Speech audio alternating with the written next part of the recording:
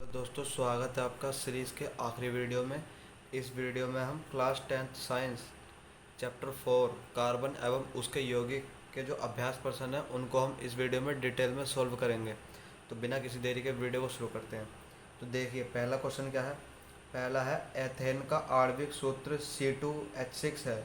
इसमें कितने सहसंयोजक आबंध हैं। यानी कि हमें इसमें ये बताना है कि इसमें कितने बॉन्ड लगे हुए हैं। तो फॉर्मूला क्या है एथेन का। एथेन का फॉर्मूला है आपके पास C2H6, यानी कि C है 2, H है हमारे पास 6। तो इस तरह से आप स्ट्रक्चर इसका ड्रॉ कर सकते हैं। अब ये सब जो है सिंगल बॉन्ड से जुड़े होते हैं, आपको पता है ये सब सिंगल बॉन्ड से जुड़े हुए होते हैं। अभी वो इस क्वेश्चन में ये पूछ रहा है कि इसमें कितने बॉन्ड हैं। ये मतलब ये इन जितने भी बॉन्ड से जितने भी बंध लगे हुए हैं, आबंध लगे हुए हैं, इन आबंधों की संख्या कितनी है, ये तो पूछा उसने। एथेन का आणविक सूत्र C2H6 है। इसमें 6 संयोजक आबंध हैं, 7 संयोजक आबंध हैं, 8 सहसंयोजक आबंध हैं, 9 सहसंयोजक आबंध हैं। यानी कि इसमें कितने आबंध हैं। तो इसमें कितने आबंध हैं देखो, 1 2 3 4 5 6 7, यानी कि इसमें 7 सहसंयोजक आबंध है। तो इसमें ऑप्शन कौन सा सही है, ऑप्शन नंबर 20 करेक्ट है। समझ गए, ऑप्शन नंबर दूसरा जो है सही है। अब क्वेश्चन नंबर दूसरा देखिए। क्वेश्चन नंबर दूसरा क्या कह रहा है, ब्यूटेनोन चतु कार्बन संयोजिक चतु कार्बन यौगिक है।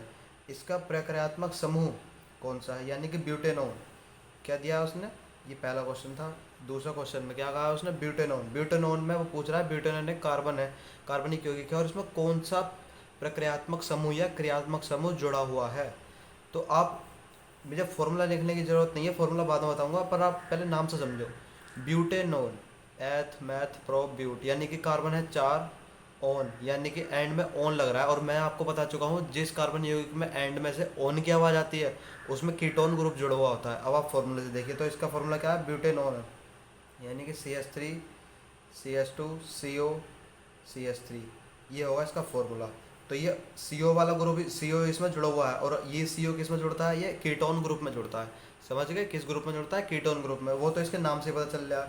देखो, ब्यूटेनोन चतु कार्बन यौगिक है जिसका प्रक्रियात्मक समूह, यानी कि इसमें प्रक्रियात्मक समूह पूछा है ब्यूटेनोन का। तो ब्यूटेनोन ऑन आ रहा है एंड में से, तो ऑन किस में आता है, कीटोन ग्रुप में आता है। तो इसका option number C is the correct option. सही है। अब क्वेश्चन नंबर तीसरा देखो, खाना बनाते समय यदि बर्तन की तली बाहर से काली हो रही है तो इसका मतलब है इसका मतलब है कि इसका मतलब है कि भोजन पूरी तरह नहीं पक रहा है, ईंधन पूरी तरह से नहीं जल रहा है, ईंधन आर्द्र है, ईंधन पूरी तरह से जल रहा है। यानी कि इसमें से कौन सा ऑप्शन इसमें सही है। इसमें इस क्वेश्चन में ये कहा गया है, यदि आप खाना बना रहे हो, खाना बनाते वक्त आपका जो बर्तन रखा हुआ है ऊपर, और वो बर्तन नीचे से काला हो रहा है, तो ये इसमें क्या कमी है, इस प्रोसेस में क्या कमी आ रही है।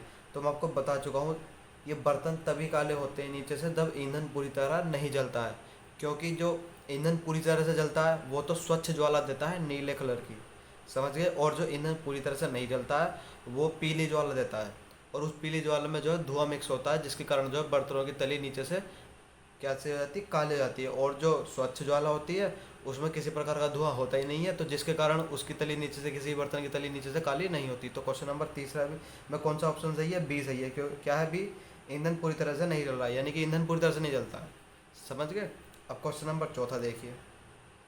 क्वेश्चन नंबर चौथा क्या है, CH3Cl में आबंध निर्माण का उपयोग कर सहसंयोजक आबंध की प्रकृति बताए, समझाइए।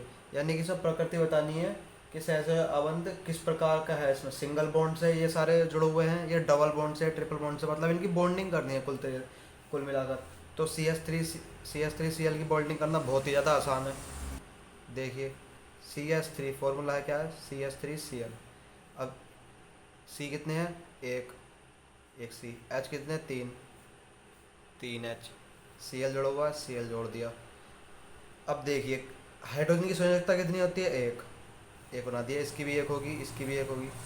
क्लोरीन की संयोजकता कितनी होती है, क्लोरीन की संयोजकता कितनी होती है, 7। तो मैंने इसके 7 को इस तरह से प्रदर्शित कर दिया, ये हो गए 7। और कार्बन की संयोजकता कितनी होती है, आप सभी जानते हैं कार्बन की संयोजकता कितनी होती है, 4 होती है।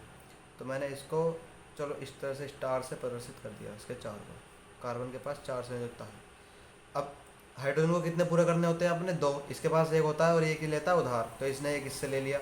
इस वाले हाइड्रोजन ने ये भी इससे एक लेगा, ये वाला हाइड्रोजन भी कार्बन का एक उधार लेगा। अब ये क्लोरीन, क्लोरीन के पास कितने हैं? 7। इसे अपने अष्टक पूरा करना है, इसको 8 पूरा करना है। ये छोटी छोटी बातें हैं, अष्टक क्या होता है ये वगैरह वगैरह मैं पीछे की वीडियो में बता चुका हूँ। सबसे पहली वीडियो में ये सब समझा दिया था मैंने। ये वाला क्वेश्चन बिल्कुल पहली वीडियो पर बेस है। इसको कितने पूरे करने हैं? 8। तो ये अपना इससे एक ले लेगा, क्योंकि इसके पास 7 हैं, 8 करने के लिए इससे एक ले लेगा। अब कार्बन को कितने पूरे करने होते हैं? कार्बन को अपने 8 पूरे करने होते हैं, जिसमें से 4 तो इसके पास हैं, 1 2 3 4 तो हैं। अभी 4 जो है जिन जिन दिए हैं उनसे उनसे एक एक ले लेगा। एक इससे लेगा हाइड्रोजन से, एक इससे लेगा उधार, एक इससे और एक इस क्लोरीन भैया से ले लेगा। तो इनमें सब में एक एक का आदान प्रदान होगा। तो इसमें ये इस तरह की कुछ इसकी संरचना जो है बनकर सामने आएगी इस तरह से। ये सब सिंगल बॉन्ड से जुड़ेंगे। बस इसमें संरचना ही दिखानी थी, संरचना मैंने बता दी। लो क्वेश्चन नंबर 4 हो गया आसान। अब क्वेश्चन नंबर 5 देखिए, उसमें भी यही फंडा। क्वेश्चन नंबर 5 देखिए। क्वेश्चन नंबर 5 क्या है? इलेक्ट्रॉन बिंदु संरचना बनाइए। यानी कि जो नीचे यौगिक दिए हुए हैं ABCD, इनकी हमें इलेक्ट्रॉन बिंदु संरचना बनानी है, जो हमने चौथे क्वेश्चन में बनाई थी। बहुत ही ज़्यादा आसान है। तो पहले बनानी है एथेनोइक अम्ल। तो ए देखते हैं किसकी बनानी है? एथेनोइक अम्ल। एथेनोइक अम्ल का फॉर्मूला क्या होता है? CH3COOH, यही तो होता है इसका फॉर्मूला। अब वो इसके इलेक्ट्रॉन बिंदु संरचना के लिए कह रहा है, तो देखो कैसे बनाएंगे। सी एक है, H कितने? 3 इसके पास, तो H हो गए इस तरह से 3। फिर ये C आ गया, फिर हमने CS लिख लिया। COOH, यानी कि इसके पास 2 H हैं, दो O हैं इसके पास, 2 O हैं इसके पास। तो एक हमने यहाँ बना दिया और एक OH हमने यहाँ पर बना दिया। ये OH साथ में बना दिया। अब देखो इसमें क्या क्या होता है।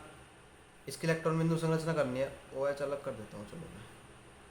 1 2 हो गए और एक ही इधर H हो गया। तो देखिए कार्बन की, अभी हाइड्रोजन की संयुक्ता बताइए, एक होती है। इस वाले हाइड्रोजन की भी एक होगी, इसकी भी एक होगी, इस वाले हाइड्रोजन की भी एक होगी। कार्बन की बता चुका हूँ। कार्बन की कितनी संयुक्ता होती है? 4 होती है। 1 2 3 4। इस वाले कार्बन की भी 4 होगी। 1 2 3 4। ऑक्सीजन देख लीजिए। अब ऑक्सीजन की संरचना, वो संयुक्ता कितनी होती है? 6 होती है। तो यानी कि इस ऑक्सीजन के पास 6 इलेक्ट्रॉन होंगे। इसके इलेक्ट्रॉन को चलो इस तरह से प्रदर्शित कर दिया। इसके 6 इलेक्ट्रॉन है इसके पास। मैंने इस तरह से प्रदर्शित इसके इलेक्ट्रॉन को ओके ऑक्सीजन के इस तरह से प्रदर्शित कर दिया। इसके भी इस तरह से ये आयत की तरह प्रदर्शित कर दिया। अब इनकी संयुक्ता पूरी करनी है हमें। देखो कैसे करेंगे। ये कार्बन के हैं, ये 1 2 3 4, ये कार्बन के हैं, ये भी कार्बन के हैं, 1 2 3 4। ये हाइड्रोजन के हैं, ऐसे समझ गए। गोलंडे जो है ये हाइड्रोजन के। अब हमें इसकी क्या बनानी है? इलेक्ट्रॉन बिंदु संरचना बनानी है। तो सब इलेक्ट्रॉन बिंदु संरचना में क्या होता है? सब अपने अपने अष्टक पूरे करते हैं। बस हाइड्रोजन अपने 2 पूरे करता है, बाकी सब अपने अपने 8 पूरे करते हैं। तो ये वाला हाइड्रोजन एक है इसके पास, एक इस कार्बन से ले लेगा। ऐसे ही ये वाला हाइड्रोजन, ऐसे ही ये वाला हाइड्रोजन। हाइड्रोजन का फंडा तो आप समझ गए होंगे, पूरी क्लास तो पूरा चैप्टर खत्म हो गया। ये वाला हाइड्रोजन भी इससे एक ले लेगा। अब कार्बन देखिए, चलो कार्बन को छोड़ो, ऑक्सीजन को देखिए। अब ऑक्सीजन के पास, इस वाले ऑक्सीजन के पास कितने अच्छा हैं? 1 2 3 4 5 6। इसको अष्टक पूरा करने के लिए कितने की आवश्यकता है? 2 की आवश्यकता है। तो 2 ये इस वाले कार्बन से लेगा 2। कितने लेगा? 2 उधार लेगा। इस वाले कार्बन के इसमें 2 उधार ले लिए। तो 1 2 3 4 5 6 7 8, 8 हो गए इसके पूरे। इसी प्रकार ये वाला ऑक्सीजन है, इस वाले ऑक्सीजन को भी कितने चाहिए? कितने चाहिए इस वाले ऑक्सीजन को? 2 चाहिए, क्योंकि 6 है इसके पास, 2 चाहिए, 8 हो जाएंगे। तो ये वाला ऑक्सीजन पहले एक इससे लेगा जैसे दिया था, फिर एक इस कार्बन भैया से ले लेगा। ये इसका ही तो है, ये वाला इलेक्ट्रॉन इस कार्बन का ही तो है, तो इससे ले लेगा। हो गए दोनों ऑक्सीजन, सारे हाइड्रोजन के पूरे हो गए। पूरे क्या? कार्बन। कार्बन कैसे करेगा? तो कार्बन को 8 पूरे करने होते हैं, इनके पास 4 होते हैं, 1 2 3 4। अब 8 पूरा करने के लिए एक एक इनसे ले लेगा, हाइड्रोजन से 2 3 और एक इस अपने कार्बन भैया से ले लेगा। तो इस वाले कार्बन के 8 पूरे हो गए। देखो 1 2 3 4 तो थे इसके पास, 4 5 6 7 8, 8 हो गए। अब ये वाला कार्बन भी अपने ऐसे इस तरह से पूरे कर लेगा। तो इसके पास 1 2 3 4 तो हैं, 4 और लेगा ये। तो पहले तो 2 जो इसने इसे दिए, तो ये वाला कार्बन इस वाले कार्बन ने इस ऑक्सीजन को 2 दिए हैं, तो इससे 2 लेगा पहले। तो इससे ये इस तरह से इसने 2 ले लिए। इस वाले कार्बन ने इस ऑक्सीजन से 2 ले लिए। अब एक इस ऑक्सीजन को दिया है, तो एक इससे लेगा। और इस वाले कार्बन ने एक इस कार्बन को दिया तो एक इससे ले लेगा, तो हो गए ना, हो गए इसके 8 पूरे। अब देख, अब गिन के देखो, 1 2 3 4 5 6 7 8, हो गए 8 पूरे, हो गई इलेक्ट्रॉन बिंदु संरचना बस। तो एथेनोइक की तो हो गई। अब देखिए H2S यानी कि हाइड्रोजन सल्फाइड, बहुत आसान है। H है हमारे पास 2 यानी कि 2 H है, ये B है, 2 H मैंने बना लिए। और S है एक, तो मैंने इसके बीच में बना लिया। तो देखिए, तो इस यौगिक का क्या क्या नाम है, H2S यौगिक का क्या नाम है, हाइड्रोजन सल्फाइड। इसकी हमें इलेक्ट्रॉन बिंदु संरचना जो है बनाकर दिखानी है। तो कैसे बनाएंगे, हाइड्रोजन के पास की संयोजकता कितनी होती है, हाइड्रोजन की एक होती है, तो मैंने इसके एक को इस तरह से प्रदर्शित कर दिया, इसकी भी एक होगी। अब ये S क्या है, सल्फर है, सल्फर की संयोजकता कितनी होती है, 6 होती है, सल्फर की संयोजकता कितनी होती है, 6। तो इसके 6 को मैंने इस तरह से प्रदर्शित कर दिया। अब इसको हाइड्रोजन को अपने 2 पूरे करने हैं, बाकी सारे तत्वों को अपने 8 पूरे करने होते हैं, बस हाइड्रोजन अपने 2 पूरे करता है। इसके पास एक है, एक ही इससे ले लेगा, ये वाला हाइड्रोजन भी एक इससे ले लेगा। इस सल्फर को कितने पूरे करने होते हैं अपने, 8 पूरे करेगा ये। तो 8, तो इसके पास कितने हैं, 1 2 3 4 5 6 है, इसके पास 2 और चाहिए, तो 2 जिन्हें लिए उनसे लेगा ना, ये हो गए इसके 8। किस तरह से होगी इसकी बॉन्डिंग, ये सिंगल बॉन्ड से जुड़ जाएंगे सब में, एक एक, इस वाले सल्फर ने इसे एक दिया, इस वाले हाइड्रोजन ने इसे एक दिया, फिर इसने इसे एक दिया, इसने इसे एक दिया, सब ये सिंगल बॉन्ड से जुड़ जाएंगे। और इसकी संरचना भी आपको बनाकर दिखा दूँ, एथेनोइक अम्ल की कैसे बनेगी बॉन्डिंग वाली, CH3 COOH, ये सब इसमें, यहाँ पर डबल बॉन्ड है बस, इस तरह से इसकी संरचना होगी। यहाँ पर 2 कार्बन का आदान प्रदान हुआ है ना, इस वाले कार्बन इस ऑक्सीजन के बीच में, तो समझ गए आप। क्वेश्चन नंबर 5वें का B भी हो गया। अब देखते हैं प्रोपेन की संरचना कैसे होगी, तो ये भी बहुत आसान है। C है हमारे पास प्रोपेन, C हमारे पास क्या है, प्रोपेन है, प्रोपेनोन है, सॉरी प्रोपेनोन। तीसरा क्या है, प्रोपेनोन। तो इसका सूत्र क्या होता है, देखिए सूत्र बनाना सीखिए। प्रोप आ रहा है शुरू में, तो प्रोप मैंने आपको बता चुका हूँ कि एथ प्रोप, यानी कि 3 कार्बन है। कितने कार्बन है, 3 कार्बन है। यदि 2 कार्बन आते तो यहाँ क्या आता, एथ आता। 1 कार्बन होता तो क्या आता, मैथ आता। 4 कार्बन होते तो ब्यूट आता। ये इस तरह से याद कर सकते हो, math 1 carbon eth, 2 carbon prop, 3 carbon but, 4 carbon pent, 5 carbon hex, 6 carbon. तो इसमें प्रोप आ रहा है, यानी कि कार्बन कितने होंगे, 3 होंगे। और ओन आ रहा है, प्रोपेन ओन, यानी कि ओन से आप हिसाब लगा सकते हो, इसमें कीटोन ग्रुप जुड़ा हुआ है। तो आप आराम से फॉर्मूला बना सकते हैं, देखो कैसे बनेगा। CH3 1 कार्बन हो गया, CO कीटोन ग्रुप जुड़ेगा बीच में, क्योंकि ओन एंड में लगा हुआ है। अब इसकी बॉन्डिंग पूरी करने के लिए आपको माइंड बनाना होता है, फिर दोबारा CH यहाँ लगाना पड़ेगा इस तरह से। अब इसके हमें इलेक्ट्रॉन बिंदु संरचना बनाकर दिखानी है, तो बहुत आसान है। CH3 इस तरह से आप इसको लिखो पहले, और फिर इधर भी कितने हैं हमारे पास, CH3। अब देखिए ज़रा संरचना इसकी, अब देखिए हाइड्रोजन की संयोजकता कितनी होती है, 1। तो एक एक सब सारे हाइड्रोजन का एक एक बना दो, इलेक्ट्रॉन सारे हाइड्रोजन का एक एक बना दो। कार्बन की संयोजकता कितनी होती है, 4। तो सारे कार्बन के 4 इलेक्ट्रॉन बना दो, इसके भी 4।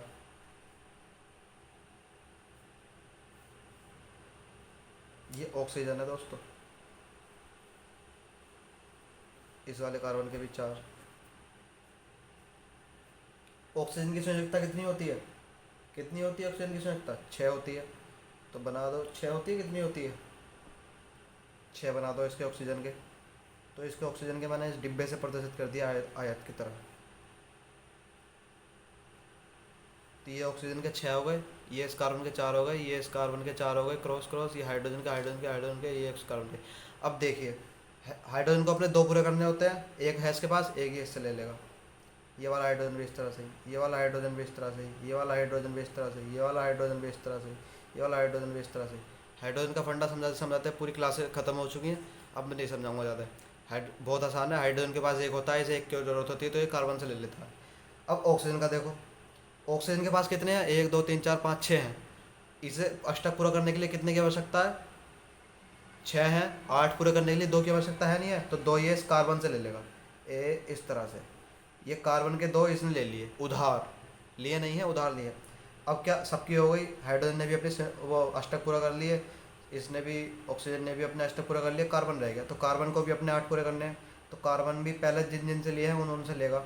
ये एक इस हाइड्रोजन से लेगा, एक इस हाइड्रोजन से लेगा, एक इस हाइड्रोजन से लेगा। अब कितने हो गए इसके पास, 1 2 3 4 तो थे ही, 5 6 7, एक की और जरूरत है तो एक इस कार्बन भैया से ले लेगा, ये वाला। इस कार्बन को भी अपने 8 पूरे करने हैं, तो ये कैसे करेगा देखो, 1 2 3 4, ये तो इसके पास है ही। अब ऊपर वाले ऑक्सीजन को इसने कितने दिए, 2 दिए, तो पहले इससे ये 2 लेगा, 2 इससे ले लिए, 1 2 ये ले लिए, 3 4 5 6, 6 हो गए, एक इसे दिया था तो एक इससे लेगा, 7 हो गए, और एक इसे अपने कार्बन भैया से ले लेगा, 8 हो गए। तो देखिए 1 2 3 4 5 6 7 8, 8 इसके पूरे हो गए। ऐसे ये वाला कार्बन कर लेगा, इस वाले कार्बन, एक इस वाले हाइड्रोजन से, एक इस वाले हाइड्रोजन से, एक इस वाले हाइड्रोजन से, और एक इस वाले कार्बन से। हो गई संयुक्ता पूरी, हो गई इसकी इलेक्ट्रॉन बिंदु संरचना। आप अगर स्ट्रक्चर बनाना चाहते हैं तो बना सकते हैं, CH3 COCH3 दोबारा से। तो ये सब सिंगल बॉन्ड से यहाँ पर डबल बॉन्ड, इस तरह से इसकी संरचना हो गई, इलेक्ट्रॉन बिंदु संरचना, बहुत आसान है। अब F2 देखिए, ये F2 क्या है, इसकी हमें संरचना बनाकर दिखानी। चौथी हमें किसकी संरचना बनाकर दिखानी है दोस्तों, F2 की। तो F2 है क्या, F2 है आपका फ्लोरीन।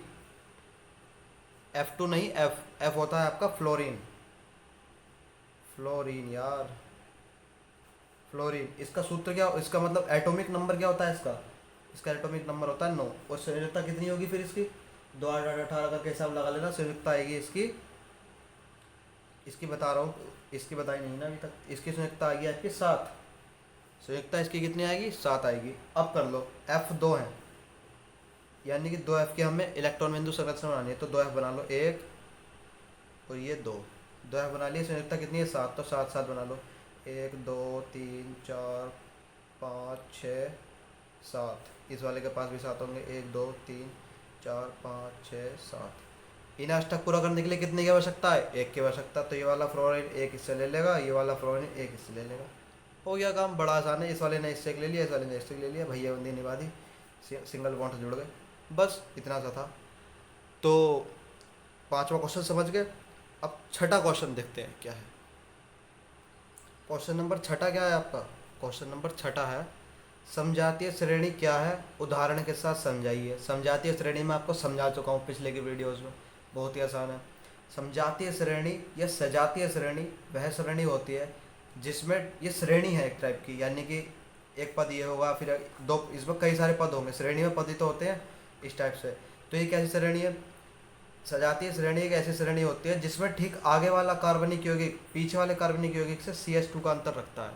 यानी कि यदि ये CH4 है तो ये CH4 है, तो ये वाला कितना होगा, इसमें CH4 में CH4 में CH2 जोड़ दो तो कितना बनेगा, ये C2H6। यानी कि समजातीय श्रेणी कार्बनिक यौगिकों की वह श्रेणी है जिसमें आगे वाला कार्बनिक यौगिक पीछे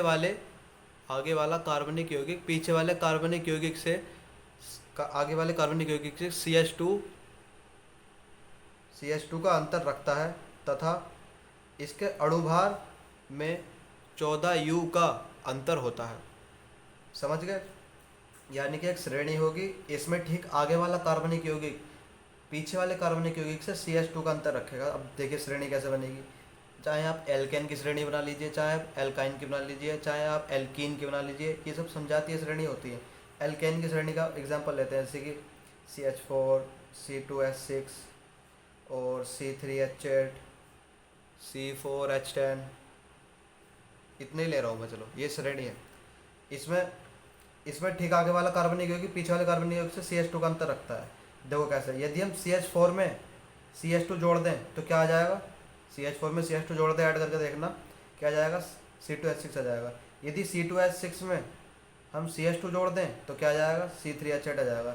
यदि C3H8 में CH2 फिर से दोबारा से जोड़ दें तो क्या आ जाएगा, C4H10 आ जाएगा। यानी कि इसमें ठीक आगे वाला पीछे वाले से CH2 का अंतर रखता है, ठीक आगे वाला पीछे वाले से CH2 का, ठीक आगे वाला पीछे वाले से CH2 का अंतर रखता है। तो समजातीय श्रेणी आप समझ गए होंगे। और इसके अणुभारों में कितने का अंतर होता है, 14U का अंतर होता है। डेफिनेशन को रट लीजिए, बहुत आसानी तरीके से मैंने आपको समझा दी है।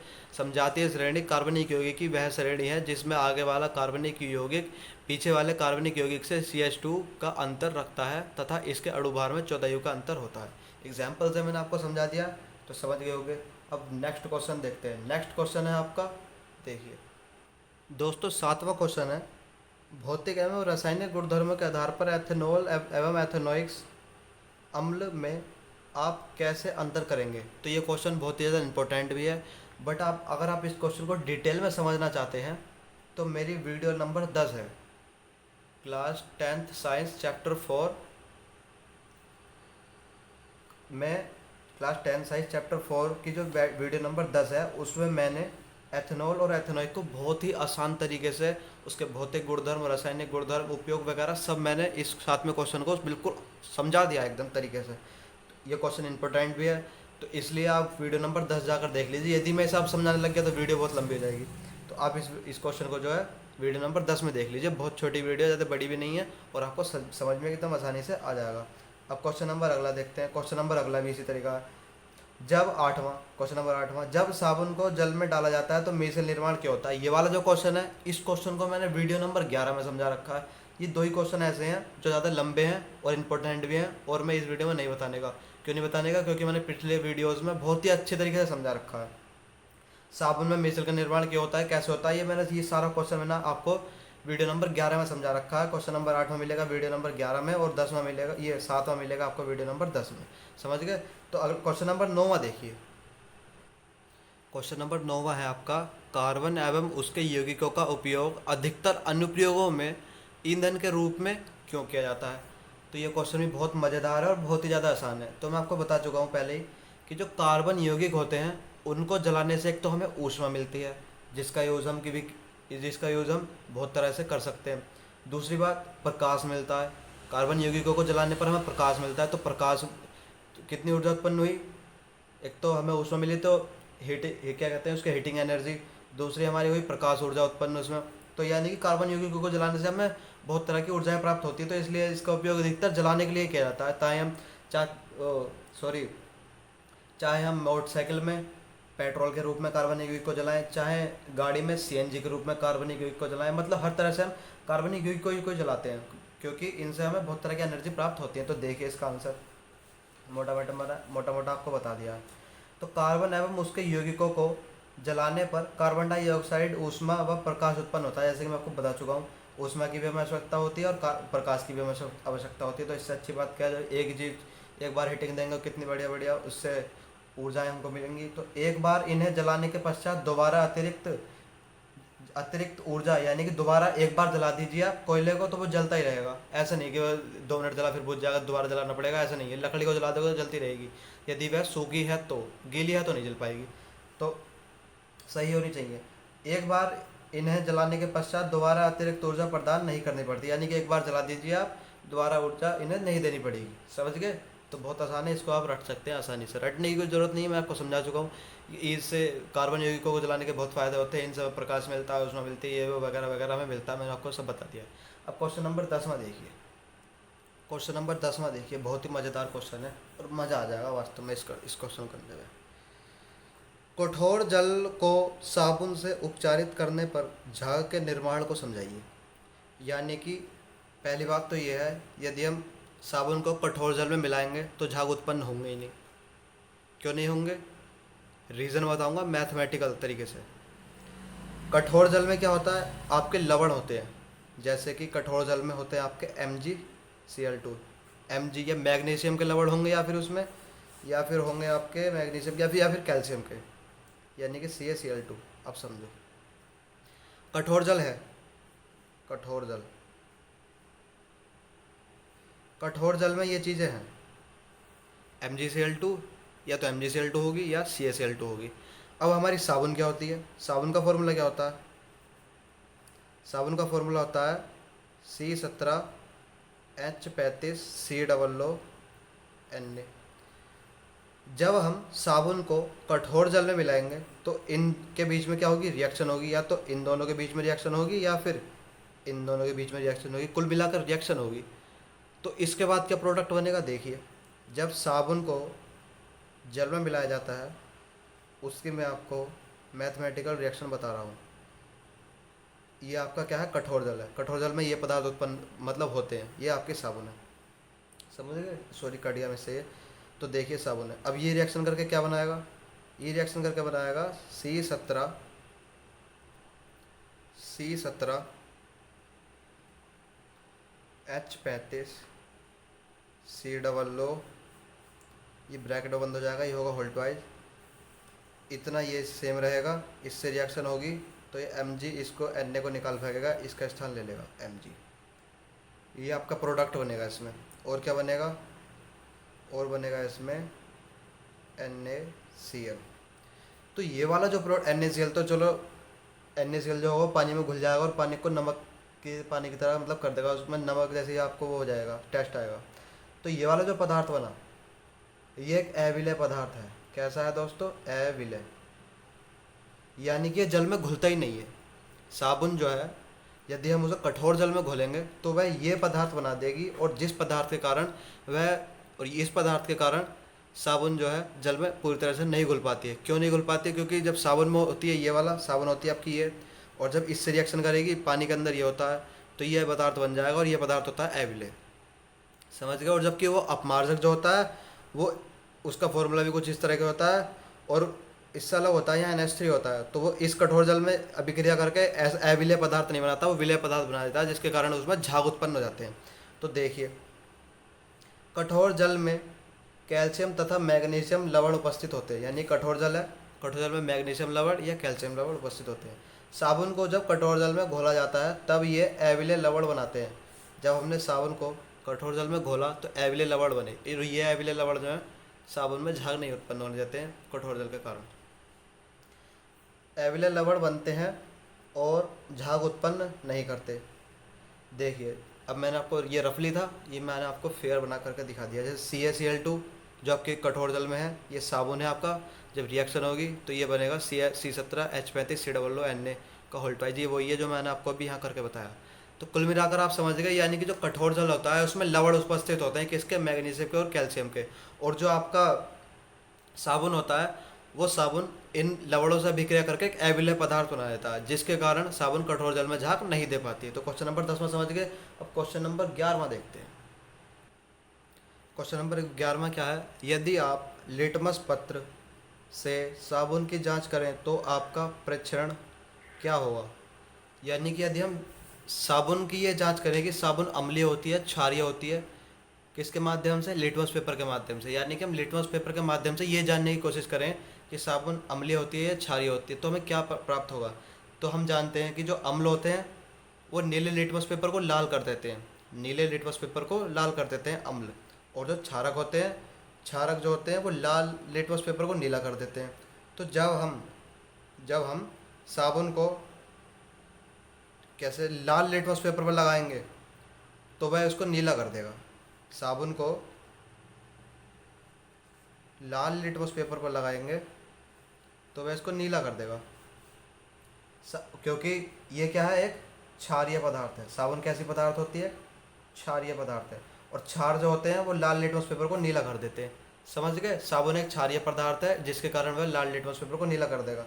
यदि हम नीले लिटमस पेपर पर लगाएंगे तो उसको कुछ भी नहीं करेगा, वो उसका कलर नीला ही रहेगा, क्योंकि नीले उसका मेन मकसद क्या होता है क्षारीय पदार्थ का, नीला करना, तो लाल को वो नीला कर देगा। तो देखिए, साबुन की प्रकृति क्षारीय होती है, इसलिए साबुन लाल लिटमस पत्र को नीला कर देता है तथा नीले लिटमस पत्र पर कोई प्रभाव नहीं दिखाता है, क्योंकि उसका मकसद क्या होता है, नीला करना। अब नीला है तो उसको क्या नीला करेगा, जो लाल है उसको नीला करेगा ना, क्षार जो होता है लाल को नीला कर देता है, समझ गया। Question number 11। क्वेश्चन नंबर 12 देखिए, क्वेश्चन नंबर 12 है आपका, ये क्वेश्चन नंबर 12 बहुत इंपॉर्टेंट है, पेपर में पूछा जाता है, और मैं आपको बता भी चुका हूँ पिछले वीडियोज़ में। तो अगर आपको ये क्वेश्चन आंसर सही से समझना है ना, तो पीछे की सारी वीडियोस देख लो, क्वेश्चन आंसर वाली वीडियो देखने की जरूरत नहीं पड़ेगी। हाइड्रोजनीकरण क्या है, इसका औद्योगिक अनुप्रयोग क्या है, तो मैं आपको बता चुका हूँ। हाइड्रोजनीकरण अभिक्रिया या संकलन अभिक्रिया एक ही होती है। हाइड्रोजनीकरण अभिक्रिया वह अभिक्रिया होती है जिसमें असंतृप्त हाइड्रोकार्बन में हाइड्रोजन गैस प्रभावित करके संतृप्त हाइड्रोकार्बन में बदला जाता है। यानी कि हमारे पास कोई असंतृप्त हाइड्रोकार्बन होगा, उसको उसमें H2 गैस रिलीज करके हम उसको संतृप्त हाइड्रोकार्बन में बदल देंगे। किसमें बदल देंगे, संतृप्त हाइड्रोकार्बन में। यानी कि असंतृप्त हाइड्रोकार्बन में हाइड्रोजन गैस प्रभावित करके संतृप्त हाइड्रोकार्बन में बदलने की प्रक्रिया क्या होती है, हाइड्रोजनीकरण कहलाती है। तो देखिए, इसका तो क्या कहते हैं, औद्योगिक अनुप्रयोग भी बताऊंगा। तो हाइड्रोजनीकरण अभिक्रिया वह अभिक्रिया है जिसमें असंतृप्त हाइड्रोकार्बन में हाइड्रोजन गैस प्रोवाइड करके, जैसे कि असंतृप्त हाइड्रोकार्बन उसमें हाइड्रोजन गैस प्रोवाइड करेंगे करके संतृप्त हाइड्रोकार्बन में बदल जाता है। तो वह अभिक्रिया हाइड्रोजनीकरण अभिक्रिया या संकलन अभिक्रिया कहलाती है। और जो हाइड्रोजनीकरण अभिक्रिया होती है वो असंतृप्त हाइड्रोकार्बन में ही होती है, क्योंकि असंतृप्त को ही तो संतृप्त में बदलने का पर्पज होता है हाइड्रोजनीकरण अभिक्रिया का। समझ गए आप? तो इसका औद्योगिक अनुप्रयोग देखिए, बहुत आसान है। वनस्पति तेलों जो असंतृप्त होते हैं, जो वनस्पति तेल होते हैं जैसे नारियल का तेल, ये असंतृप्त होते हैं। वनस्पति तेलों में निकेल उत्प्रेरक, उत्प्रेरक वो होता है जो रिएक्शन को करवाता है। वनस्पति तेलों में निकेल उत्प्रेरक की उपस्थिति में हाइड्रोजन गैस को उच्च ताप पर प्रवाहित किया जाता है, तब वनस्पति घी बनता है जो संतृप्त होता है। तो इस लैंग्वेज को आप थ्योरिकल मैथमेटिकल रूप से बदल सकते हैं। मैंने आपको मैथमेटिकल रूप से ये बना के दिखा दिया। यहाँ पर आपका असंतृप्त हाइड्रोकार्बन की जगह वनस्पति तेल आ जाएगा और प्लस क्या कहते हैं H2 आ जाएगा, और यहाँ पर एरो के ऊपर आ जाएगा आपका निकेल। समझ गए? और आपका संतृप्त हाइड्रोकार्बन की जगह क्या आ जाएगा? वनस्पति घी। तो आप इसको करके देख सकते हैं। हाइड्रोजनीकरण अभिक्रिया आपको बहुत अच्छी तरीके से समझ में आ गई है, मुझे आशा है। अब क्वेश्चन नंबर 13वां देखते हैं। क्वेश्चन नंबर 13वां देखिए, ये क्वेश्चन नंबर 13वां बिल्कुल क्वेश्चन नंबर 12 पर बेस्ड है। अब और मैं आपको इसका आंसर मैं आपको पहले ही बता चुका हूँ, फिर एक बार देख लीजिए। दिए गए हाइड्रोकार्बन C2H6 या C3H8 या C3H6 या C2H2 एवं CH4 में किस में संकलन अभिक्रिया या हाइड्रोजन अभिक्रिया होगी? संकलन अभिक्रिया या हाइड्रोजनीकरण अभिक्रिया इसमें से किस में होगी? तो मैं आपको बता चुका हूँ, जो हाइड्रोजनीकरण अभिक्रिया होती है वो आपकी होती है असंतृप्त हाइड्रोकार्बन में। किस में होती है? असंतृप्त हाइड्रोकार्बन में। तो आप इनमें से असंतृप्त हाइड्रोकार्बन छांट लीजिए और उनमें ही जो है हाइड्रोजनीकरण अभिक्रिया होगी। तो C2H6 क्या है? एक संतृप्त हाइड्रोकार्बन है, इसमें भी नहीं होगी। C3H8 क्या है? एक संतृप्त हाइड्रोकार्बन है, इसमें भी नहीं होगी। C3H6 ये एक असंतृप्त हाइड्रोकार्बन है, इसमें जो है हाइड्रोजनीकरण अभिक्रिया होगी। और C2H2 भी क्या है? एक असंतृप्त हाइड्रोकार्बन है, इसमें भी हाइड्रोजनीकरण अभिक्रिया होगी। CH4 एक संतृप्त हाइड्रोकार्बन है, इसमें हाइड्रोजनीकरण अभिक्रिया नहीं होगी। तो हम जानते हैं कि असंतृप्त हाइड्रोकार्बनों में ही संकलन या हाइड्रोजनीकरण अभिक्रिया होती है। अतः C3H6 तथा C2H2 में ही संकलन अभिक्रिया या हाइड्रोजनीकरण अभिक्रिया होगी। तो क्वेश्चन नंबर 13 में समझिए। अगला क्वेश्चन देखते हैं। क्वेश्चन नंबर 14वां है, संतृप्त एवं असंतृप्त कार्बन के बीच रासायनिक अंतर के लिए एक परीक्षण बताइए। तो ये क्वेश्चन इतना मोस्ट नहीं है, बट मैं इस क्वेश्चन को भी समझा चुका हूँ। शायद वीडियो लेक्चर 6 में, पता नहीं 7वें में मैं इस क्वेश्चन को आपको समझा चुका हूँ। 14वां क्वेश्चन जो है इसको समझा चुका हूँ, बट ये इतना मोस्ट नहीं है। जो क्वेश्चन नंबर 15वां है वो बहुत ज़्यादा मोस्ट है। साबुन की सफाई की प्रक्रिया की क्रियाविधि समझाइए। जो ये क्वेश्चन नंबर 15वां है ना, ये क्वेश्चन मैंने आपको वीडियो नंबर 11वें में, इससे पिछली वाली वीडियो में आपको बहुत ही अच्छी तरीके से बता चुका हूँ कि मिसेल निर्माण कैसे होता है, साबुन का आयनिक भाग और जलरागी सिरा, जल विरागी सिरा, कैसे जाके जल में इसकी संरचना बनती है। अपमार्जक के बारे में भी थोड़ा बहुत बताया, बट साबुन के ऊपर ही थी पूरी वीडियो, जो वीडियो नंबर 11 है। तो आप उस वीडियो को देखेंगे तो बहुत ही ज़्यादा बेस्ट रहेंगे। तो दोस्तों क्वेश्चन आंसर हो चुके हैं कंप्लीट। ये वाला क्वेश्चन आंसर जो है 15, इसको आप वीडियो नंबर 11 में देख सकते हैं। तो मिलते हैं नेक्स्ट वीडियो में, तब तक पढ़ते रहें। और वीडियो पसंद आई तो वीडियो को करते रहना लाइक, और चैनल के ऊपर नए हैं तो कर देना सब्सक्राइब। मिलते हैं नेक्स्ट वीडियो में, तब तक पढ़ते रहें।